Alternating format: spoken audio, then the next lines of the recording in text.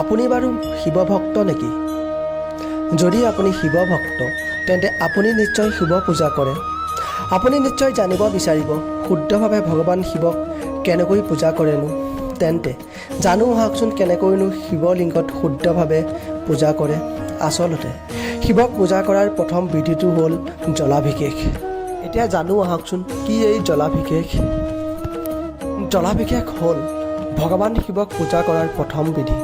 এই বিধি অনুযায়ী আমি শিৱলিংগত পঞ্চমৃত অৰ্পণ কৰিব লাগে আৰু এই পঞ্চমৃতে পূজা কৰিব লাগে। এতিয়া মূল কথাটো হ'ল কি, এই পঞ্চমৃত কি? এই পঞ্চমৃত হ'ল 5বিধ বস্তুৰ সংমিশ্ৰণ। এই 5বিধ বস্তু হ'ল গংগাজল, গাখীৰ, দৈ, ঘি আৰু মৌ।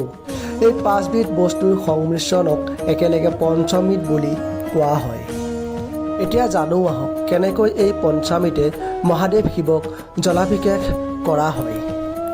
যেতিয়া আপুনি শিৱ মন্দিৰত পূজা অৰ্চনা কৰিব যাব, তেতিয়া আপুনি সৰ্বপ্ৰথমে সম্পূৰ্ণ শিৱ মন্দিৰটো ভালকৈ মচিব। তাৰ পিছত আহিল শিৱলিংগ। শিৱলিংগ ধুবৰ কাৰণে সাধাৰণ পানীৰ পৰিৱৰ্তে আমাক লাগিব পঞ্চমৃতযুক্ত জল বা পানী। এই পঞ্চমৃতযুক্ত পানীহে আপুনি শিৱলিংগত ঢালিব। আৰু যদি আপুনি মহাদেৱক নিতৌ শুদ্ধ মনে এই পঞ্চামৃতে পূজা কৰে, মহাদেৱ অতি সোনকালেই প্ৰসন্ন হয় আৰু মনৰ সকলো মনোবাঞ্ছা অতি সোনকালেই পূৰ্ণ কৰে। ধন্যবাদ।